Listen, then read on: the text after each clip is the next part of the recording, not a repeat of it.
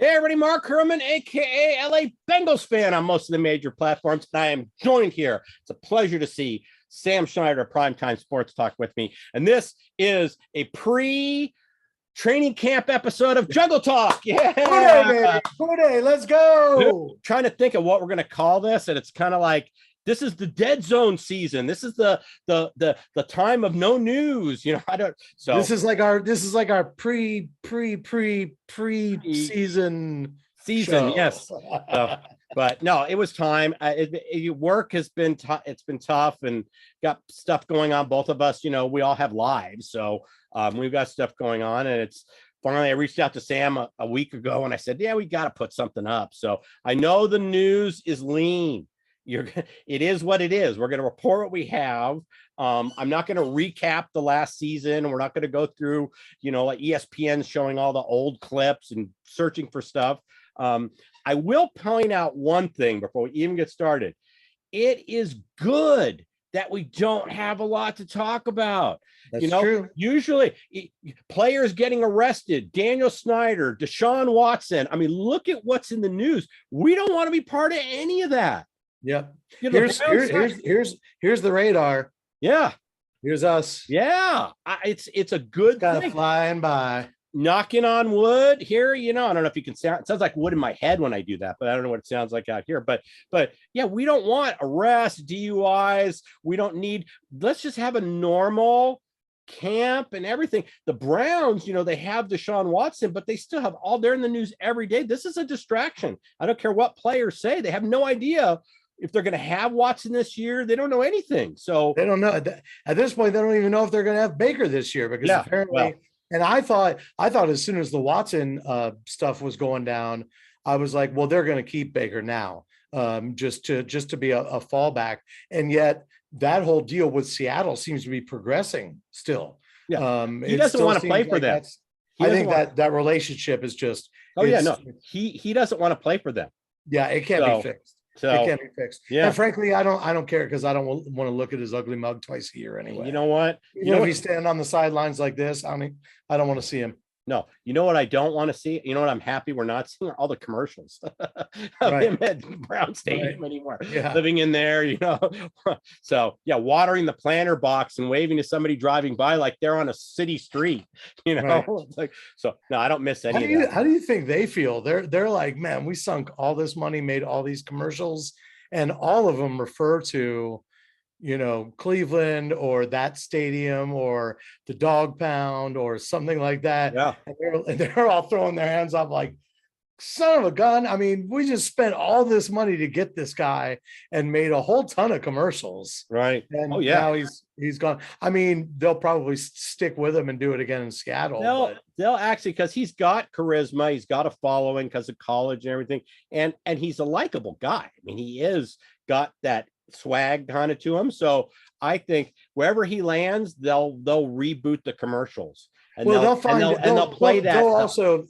They'll also, at least in the first one, maybe the second, they'll also find a way to kind of poke fun at this whole situation. Oh yeah, definitely. Much in the way that, not that it was poking fun, but in the way Stafford did the commercial for AT&T, right. You know, where he talks about, so I can get rid of my old phone that I have for 12 years that I'll never forget, but get something new that suits me now and have immediate success. Wink, wink, you know, as he's winking to the Lions fans that he's not forgetting them. Yeah, no, exactly. Right. That's exactly what they're going to do. So let's get into a couple of the news items. Bengals sold out their season tickets. Yeah. So great news, if you got somebody needs to knock on Mike's door and tell him this is what happens when you win. Yeah, there are benefits because season ticket money is one of the monies he gets to keep. Right. So, you know, that's a big thing. Unless you're Daniel Snyder and then you don't give the visiting team their share of it. You know, we don't know if any of that happened. We're going to find out. So or you use it to pay off, you know, the co-eds that worked for you. Yeah, exactly. Or harass people who didn't hire pretty enough cheerleaders. The stories that are coming out of that whole thing with Daniel Snyder. Like I said, I'm sitting there watching it, and I know, you know, that I almost said Redskins, that Commanders fan base. It's a distraction, and we should be happy that we don't have any big news items, that this is the stuff we talk about. So The other thing is Ogunjobi signed with the Yeah, Steelers. Hey, I said it right. That's 2 shows in a row, I think. But nice. Ogunjobi signed with the Steelers, which kind of bummed me out.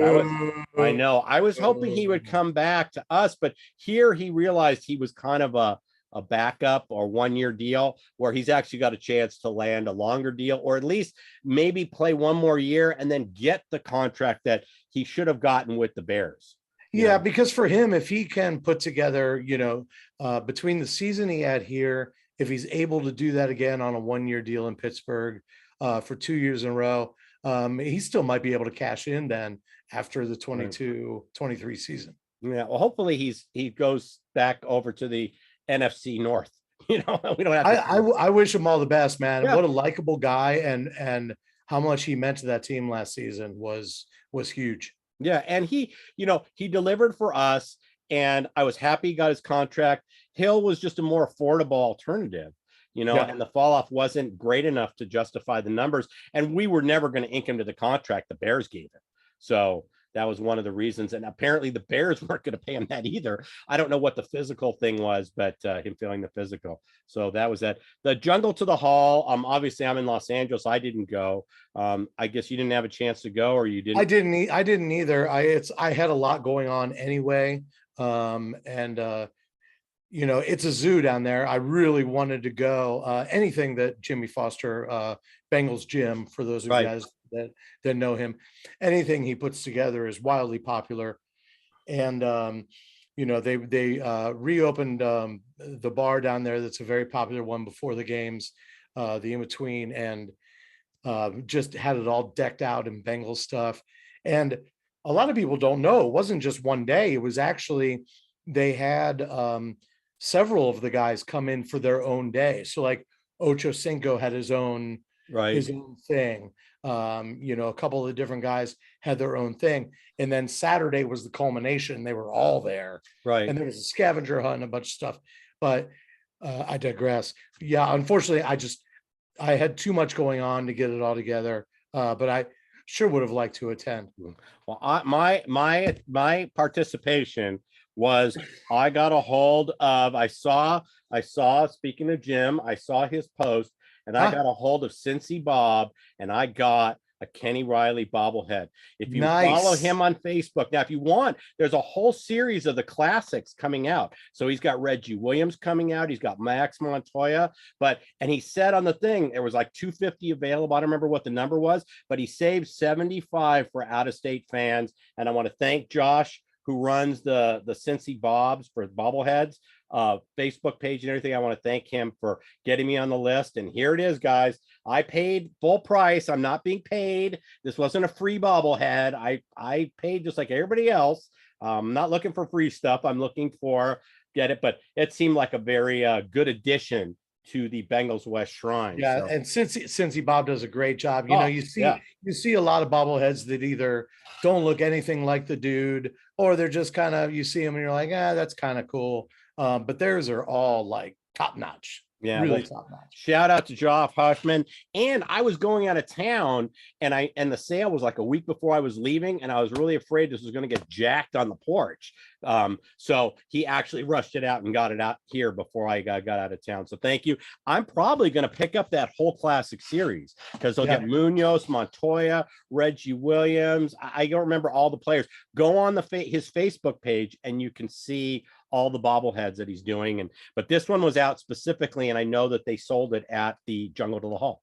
So Ken Riley obviously should be in there. Mel Blount has said it. So many Steelers have come out, not just Steelers, but former players have come out and said, "This is ridiculous. He's not in." I just wish and Montoya, like you mentioned, Montoya, he's part of this year's Jungle to the Hall group too that they're pushing, and it's whether it works or not, I think it's great what they're doing. They're just trying to bring awareness, right? And it's a great time to do it considering the success of the Bengals of late. It's a great time to do it for them to say, okay, well, maybe the Bengals aren't such a stick in the mud anymore. Maybe we do need to relook at some of these guys that aren't in there. I think that we really last season, it put a lot of stuff in the rearview mirror for us. I mean, Yeah. we're a team people are excited to see. People love our players. I mean, they might not be huge Bengals fans like all the Saints fans we have now. If you've looked at trying to get tickets for that game, I mean, that was the one thing we talked about that last time. It's going to be tough, and that's because we are now the surrogate team for Louisiana. I mean, this is going to be when Burrow and Chase come out of the tunnel in New Orleans, they're going to get cheers. I mean, it's going to be a warm welcome for those guys. And like I said, most of the Saints fan base, follows us as kind of their AFC team now. So, well, regardless, it's going to take more than 1 year of success. So, it's one of those deals where you got to keep the train rolling.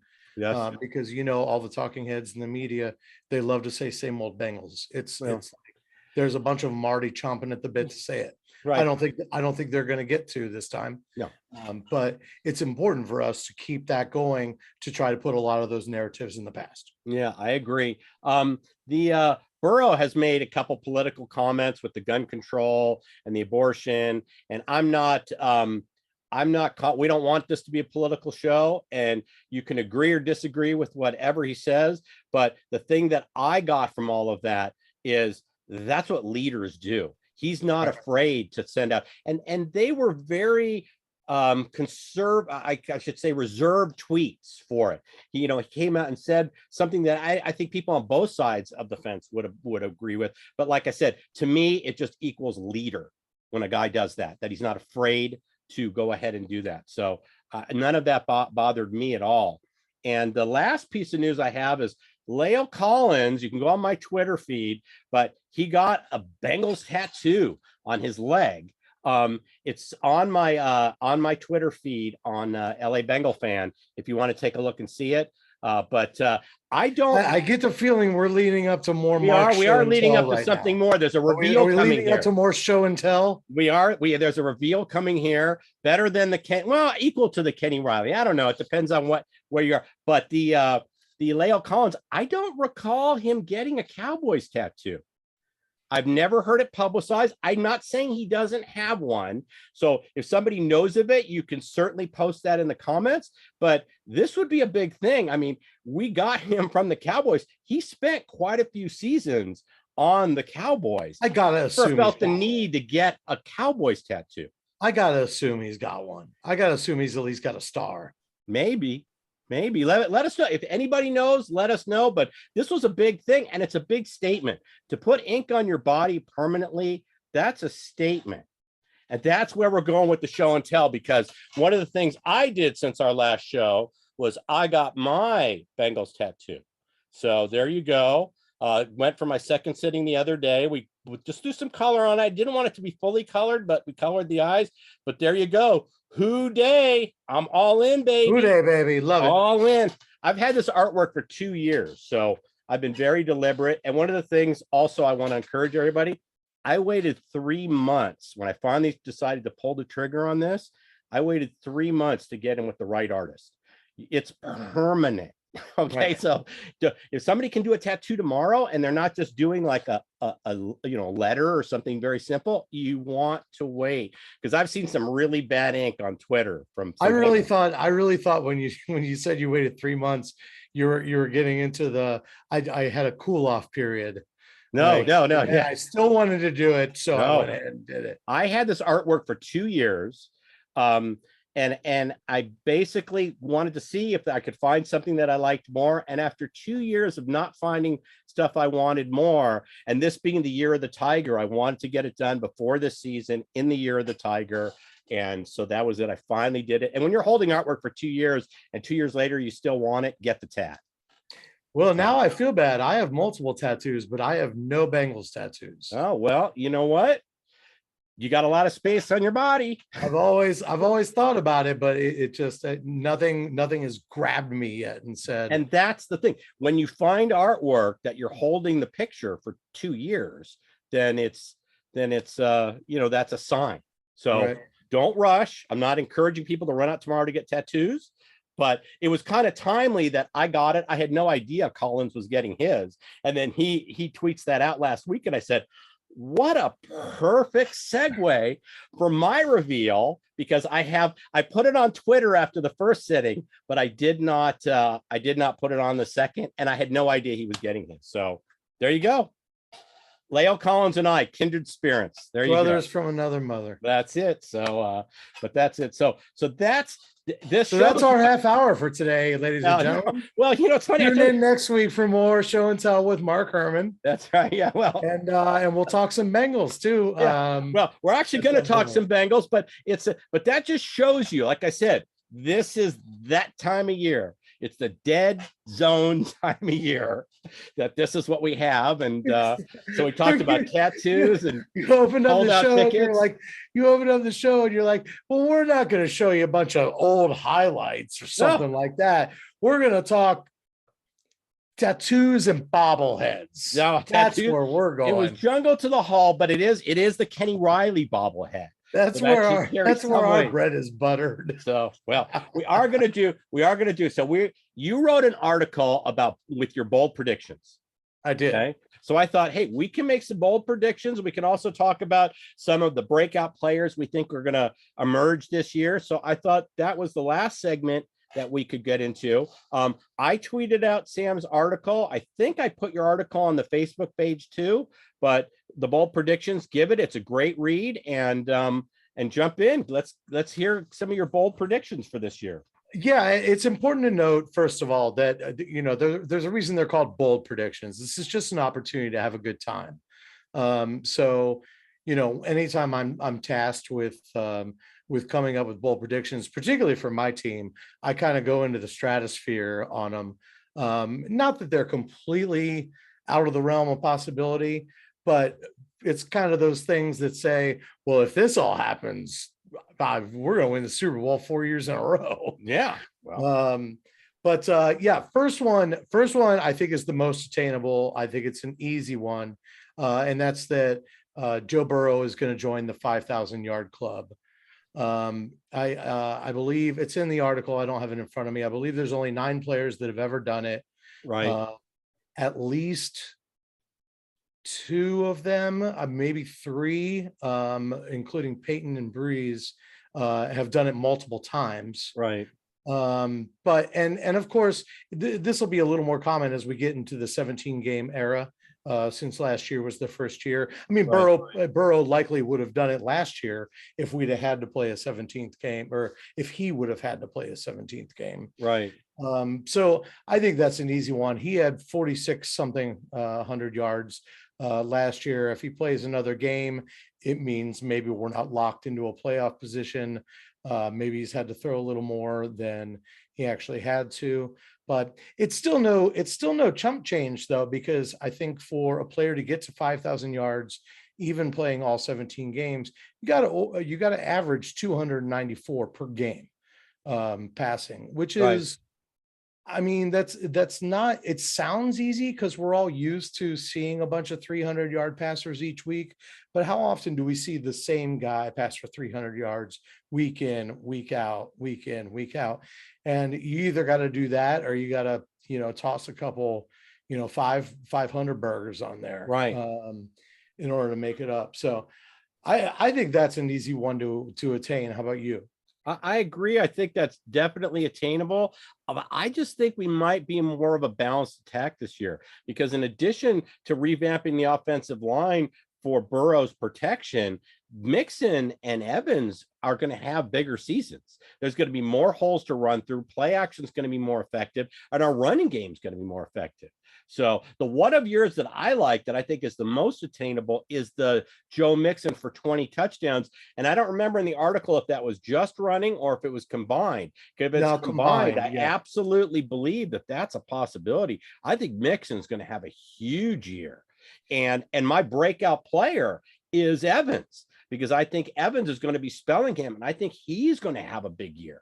I think the Mixon thing, it is 20. I said over 20 touchdowns, so 21 points. It's funny, as high flying as our passing attack can be.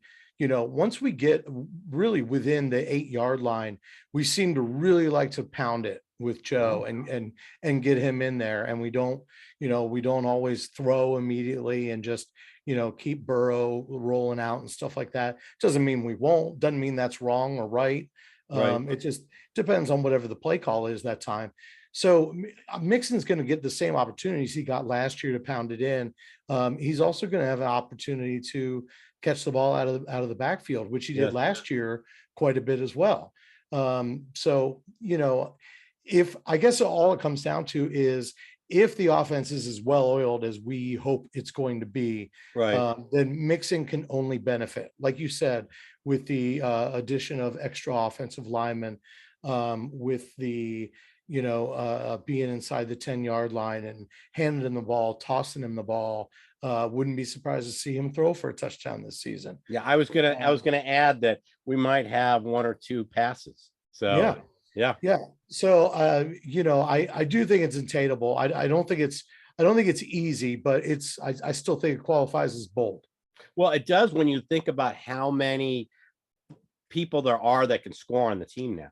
So, I mean, there's only so many touchdowns in a game, and, you have Boyd and you have Chase and you have Higgins, and they're all going to be vying. And one of my breakout players, so we're going to combine the breakouts and is Hayden Hurst. I'm looking to draft him as my tight end too, in fantasy this year. I'm definitely looking at Hayden Hurst. I think he has a chip on his shoulder. I don't think he performed up to what, when he went out on free agency. So I think he's going to have that special little edge when he's playing those dirty birds. So I'm really looking forward to seeing him. And that's why it's a bold prediction, because there's a lot of mouths to feed, and 20 TDs is a lot. Yeah. I guess this is where you and I differ, because I don't expect Evans or Hurst to break out this year. Okay. And it's not because I don't think they're good players and that they're not capable of it. It's just that, the coaching staff has shown a trust in Mixon and Samaje Perine that's where it lies. They like having Mixon as close to 3 downs as possible. If Evans breaks out, I think it's going to have to be either due to injury, or it's going to have to be in the return game. And we've already got so many guys that could be returning the ball. Right. So it's not that I don't think he can. I do think he can if he's given the snaps. Right. I'm just not expecting it. As far as Hurst goes, I've seen a lot of hype about him, and I understand it. And part of it, I think, is a lot of fans are they're lamenting the loss of CJ, and they're looking at Hurst and they're like, well, yeah, he can do that. But Hurst he's only really had one good season, and it was 56 catches. He's got 1,304 yards in 4 years. Right. That's not good. No, that's not good at all. But he's got this offense now. And that's not even like he was averaging 400 yards per. Last year, he had like 210 yards receiving, and he's never started every game in a season. Maybe his second year for Baltimore, maybe. Right. But with Baltimore, he was always second fiddle to Andrews. Right. I don't think he ever really found anything in Atlanta. Atlanta struggled. He came there after their heyday. You had Julio Jones was hurt, and then Riddle was, it just, the guys were never all there. And so like I said, I don't think he ever got really a chance there. Yeah. Well, I mean, I will say that one good year he had, I believe, was his first year in Atlanta when he left Baltimore. Right. I think he had about 55 catches. The key number here that I really appreciate, though, is that I think 35 of them went for first downs.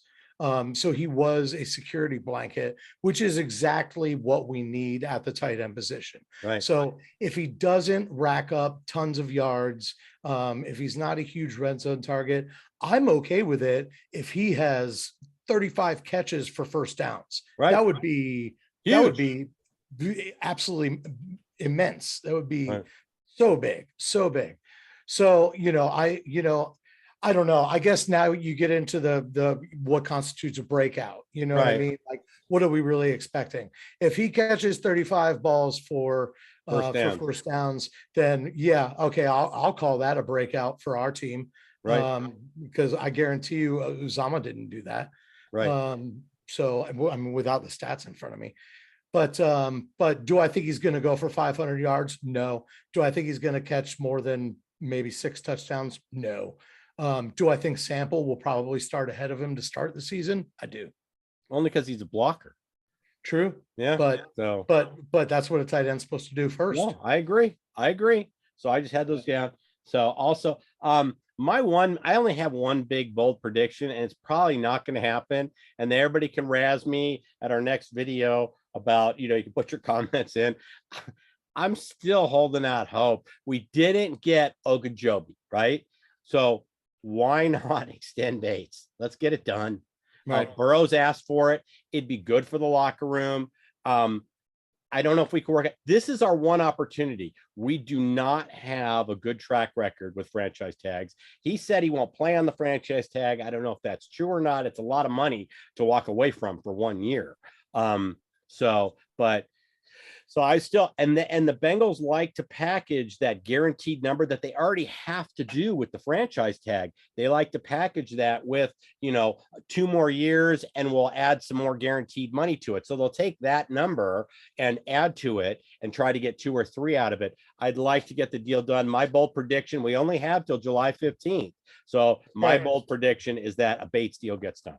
That's my bold prediction. And I realize it's bold because in my heart, I know drafting Hill, there's only so much money, and I get why the team wouldn't do it, because we have to pay Chase and Higgins and Burrow and all these guys coming up. So I get it, but that's my bold prediction. Yeah. And I had hoped that we would spend that money on Ogunjobi or on another offensive lineman, and that didn't happen. So we'll see. I still think there's another signing. There's going to be a camp casualty that's going to get cut, and I think maybe we get a late signing. We'll spend some money, but we'll see.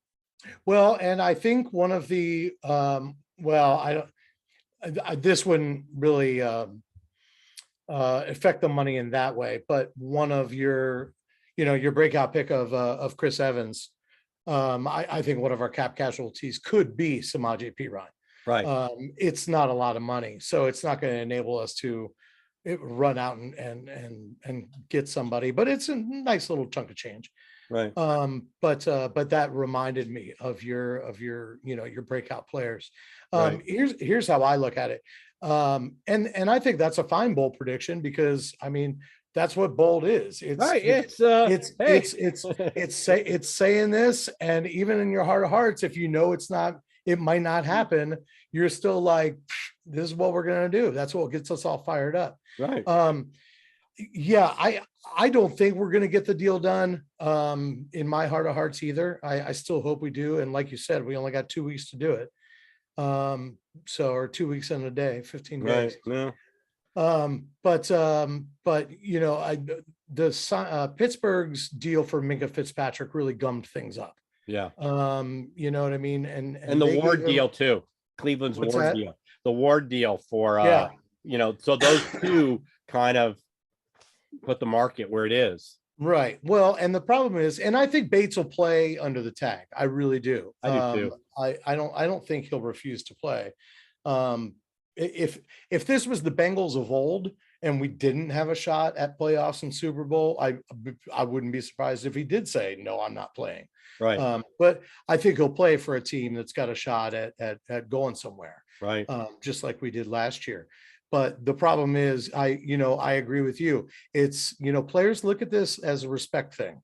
And if you're not willing to pay them now, then they're not willing to sign with you later.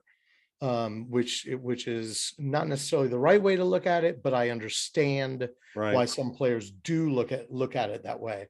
And the only other issue is, this is just saying that throughout the season, you don't think that market is going to change at all for top safeties. Like, somebody's not going to get extended with 4 games left in the season. Somebody's not going to get another safety's not going to get a big contract right after the season ends. But, as Bates goes into negotiations, and then the price just keeps going up and up and Right. up. So now there's even less of a chance that the Bengals are gonna spend the money. So, I'm just in the situation where I'm hoping that he plays under the tag, which I think he will, and that he brings to the table everything that he has brought in orange and black, and maybe decides, maybe he has a change of heart, and who knows? We win the Super Bowl, and he says, "I want to stay with the team that won the Super Bowl." Right. So we'll Because see. 17 million a year, which I think is the magic number, is nothing to sneeze at. You know No, what I mean? no, and that's it. That's why I said the Bengals already have to pay the franchise tag. So you slap Right. another, 8 million on that. You give him 25 guaranteed, 3 years, and he can have the structure it with the and take the hit now.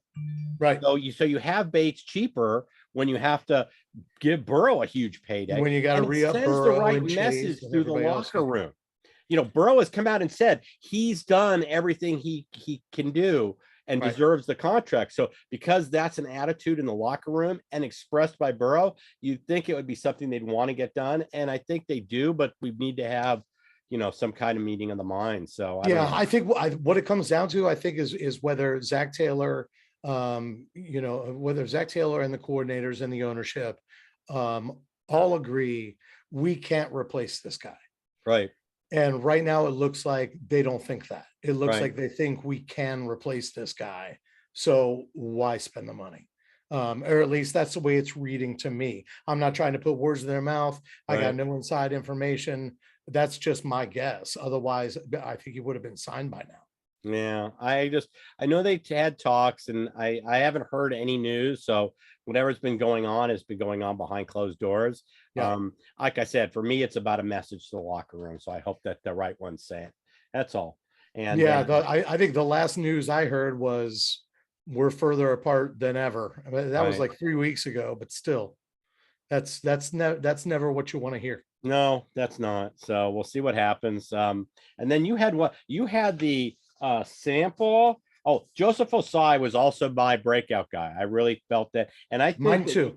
you feel the same way, because in your bold predictions, you had Sample Osai outproduce Hendrickson in sacks.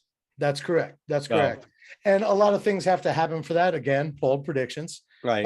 But Osai and Sample are both those are both breakout picks for me, even though they're going to be, starting off in rotational roles. But I think between the two of them, Hendrickson, I don't think he's going to make it back to 14 sacks. Is that what he had last year? 14 and a half. Yeah, 14 sacks, a career high. Yeah. I'm reading right from your article. So I don't think that that he's going to get 14 again. I do think he'll get 12 or 13 again. right. But I think even in a rotational situation, Sample and Osai could combine for more sacks than Hendrickson has. Now, I want, and this is in the article too, and I'll put it in the comments for anybody that wants to look. The important thing here is, for me, I'm not saying anything bad about Hendrickson.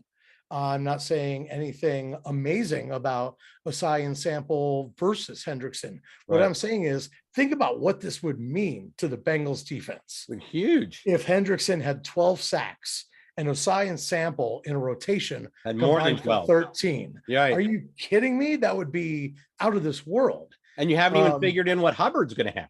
That's exactly right. It's, That's exactly right. Yeah, so- I almost went too bold. Actually, when I was writing that article, I almost said Osai and Sample will outsack Hendrickson and Hubbard. And then I was like, I can't do that. No, that would be, there's just no way. that I mean, bold is bold, but bold is not just completely stupid. right. So it's going to be interesting to see. Sample's going to need. I mean, these guys were both explosive in college, both of them, Right. Osai and Sample. And Osai showed us, for a couple minutes in the game against Pittsburgh, or in the game early in the season before he went down, Right. how explosive he can be. And I think it's hard not to be excited about either one of those guys. I like Osai especially because, I love talking about how so many defenses are moving to a 5-2 5-2-4 defense, Right. putting 5 up front, just 2 linebackers. Osai came out of college as a linebacker. He Right. played all 3 of his years in college at Texas as a linebacker. So you're going to see him, I think, line up numerous times when the formation should just be 2 true linebackers. You're going to see him line up on one side and shortly before the ball is snapped, just creep up to the line. Right. So he's really more of an edge rusher. So, with Hendrickson getting double teams and them opening some gaps because there's an extra guy helping out on him, I expect Asai and Sample, because I think they'll mostly be rotating on that side. I think both of them will have opportunities to get to the quarterback. I mean, even Sample last year, I think he put the quarterback on his back 5 times. I think he only had 1 sack, but he laid the quarterback out a few times, and both of them can get back there. So really excited about the 2 of them. Yeah. It's not pressure, and it's about disguising what you're doing. And That's right. That's what the 5-2 does, is you don't know who's dropping back into coverage, and the quarterback can't make reads. And, we kept Lamar off balance. We kept a lot of guys second half off balance with these formations. Lou Anarumo did a great job. And I'm really looking forward to seeing the progression. We talked about this last season and after the playoff, after the Super Bowl and everything, about how this team just grew and matured together, and that included the coaching staff. So I'm really looking forward. Now Zach's playbook opens up more because he has more protection for Burrow, and we can exploit the run game and the play action game more. So we're really going to see more of the playbook become available. It's not going to be where Burrow's running for his life. I mean, half a second more, we win the Super Bowl. If we could just get a half a second more for Burrow, he hits Chase, and we're the champ. So I think it's what's going to be exciting as we get to training camp too is, every year as a Bengals fan, I don't know about you, but every year I don't even really pay much attention to the depth chart as it comes out, because we've always been, the separation between starters and reserves has been so great that it's like you already knew who was going to be out there on day one. You know what I mean? You get the occasional surprise, but it's usually just to give somebody a kick in the pants, make them work a little harder or something like that. Right. Now you've got the talent from the reserves rising up and getting a little closer, guys that could be starters on other teams. So it's really going to be interesting to see the depth chart come out, the first and the second and the third iterations of it. Whether it's on the offensive line, I'm interested to see who the backups are going to be. Right. What they're going to do at left guard for sure. I want to see it set in stone. Right. What the rotations are going to be on the defensive line and who's going to be on which side most often. Although I'd like to see them shuffle it up a lot. And in the secondary, I'm interested to see what's going to happen with Daxton Hill. Yes. We rooted for a team for years with Marvin Lewis where rookies never got a shot to be on the field other than like special teams in their first year. And Zach Taylor has shown that he doesn't really care about that. Right. So I'm interested to see where Daxton Hill fits in alongside or in place of Eli Apple, if it's going to be a rotation, right?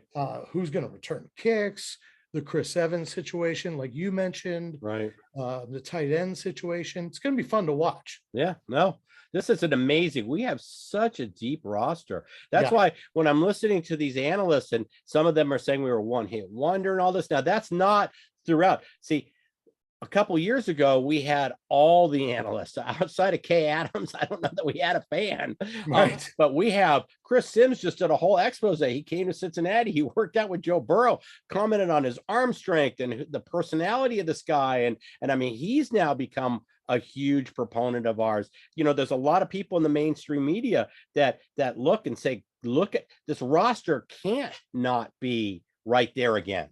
Right. So, and then you read, stupid stuff like, I don't know, I don't remember who it was, some supposed quarterback guru who said Kenny Pickett is as good as Burrow, and we've got a better coach, a better team, better ownership. So how could he not surpass Burrow this year. And I'm sitting there just kind of shaking I think that was head. one of his teammates actually that said that. Well, it's all I know is Joe Goodberry tweeted out, said, do you ever just stare at a tweet and just in disbelief? And that was the tweet. I actually think I liked it or retweeted it, but yeah, you can look at Joe Goodberry's feed and it was just like, really? I mean, this guy took a team with no pass protection. He took a team to the Super Bowl. I mean, okay, but Steeler fans don't want to think about, not being good. They're looking and they're seeing that they're 8-1 or 9-1 to win the division. And you have, basically the Browns are at what, 180, I think, or the Browns might be at 200 and we're at 180 with the Ravens. Clearly the betting public doesn't see the Steelers as a threat this year for the division. Right. Well, and I will say, and I'm not defending the Steelers, but Kenny Pickett is the great unknown. Right. You know what I mean? He's not a lot of people, not a lot of Joes on the street have scouted Kenny Pickett. He can run, man. The dude can run. And he's got a strong arm. So it's just kind of one of those situations where, I mean, he could either be really, really good and just piss us off for years, or he could be absolutely terrible and have us laughing out of our chairs. It's at this point, it's a complete unknown. Right. Either way, I don't think Trubisky is going to start. Yeah. He might start opening day, and pick it. Yeah. We got to see what happens for a few games. Yeah. For a few games, maybe. So, but I will say that one other thing I was going to mention is, as we were getting into that, and I'm sorry to keep rattling on. No, it's all good. I think as far as our depth goes, the fact that the reserves, like I said, their talent level is rising to meet the starters. I think the most exciting part about that is, aside from Burrow, Mixon, probably Chase, and like the entire offensive line at once. Right.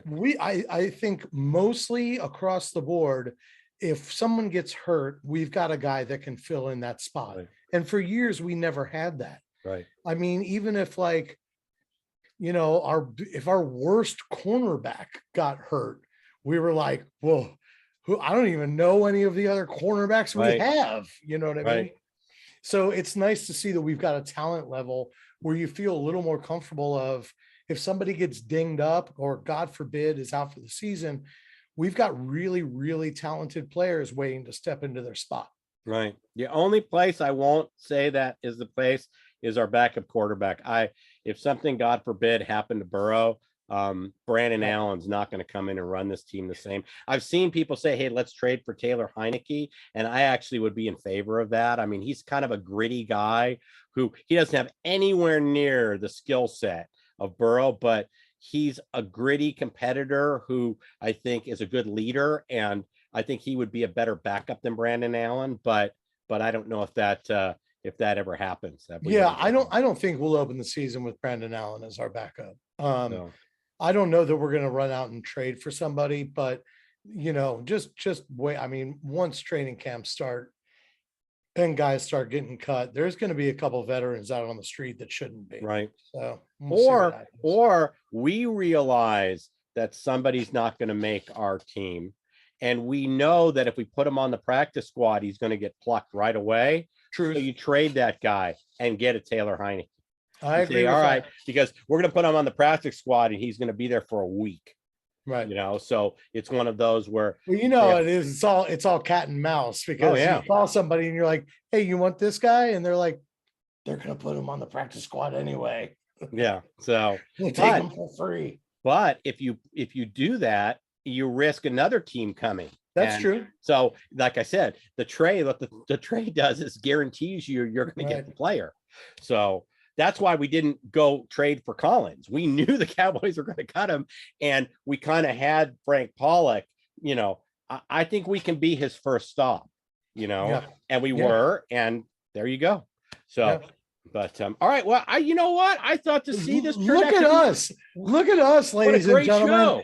Everybody else is showing highlights from 1970. Wow. And what are we doing? We got tattoos and bobbleheads. Yes. And just as an appetizer. Real talk about the Cincinnati Bengals for, God, what has it been, 4 hours? Yeah, I don't know. It's been a while. We've been going, but this turned out to be a better show than I thought it was going to be. It's always great to get together. Remind everybody where they can find your stuff, Sam. Absolutely. You can find me on Twitter at Buy and Sell You. You can find Primetime Sports Talk, who I write for and edit for, at primetimesportstalk.com or on Twitter at Talk Primetime. There you go. And he's going to put the link to his article in the comments. You can find it on my Twitter feed. I'll actually retweet it after we're done recording, so it'll kind of refresh it. And do us all a favor. Make sure you hit that like button, hit that subscribe button, which is right down there, baby. All we leave us a comment and give us your bold predictions. Who are your bold predictions? Who are your breakout players for this season? We want to see them. We read all the comments. Yeah. And I want to say, if you're going to bash one of our bold predictions, and I'm okay if you do, but if you're going to bash one, you better serve one up. That's right. And tell us, stick your neck out there and tell us what you think. So you don't like my Bates comment? Great. No problem. Give me a bold prediction. So bring it. Well, we will be back. Obviously, training camp opens next month. We'll be back as more news goes. And then we're going to be here for previews and recaps throughout the year. Week in, week out, baby. As we get ready to get back to Arizona. That's my biggest bold prediction is we're getting back to the Super Bowl this year. Let's go to Glendale, baby. All right. With that, I'm going to say hoo day, everybody. Hoo day. Take care. And everybody have a happy and healthy, safe 4th of July. Take care.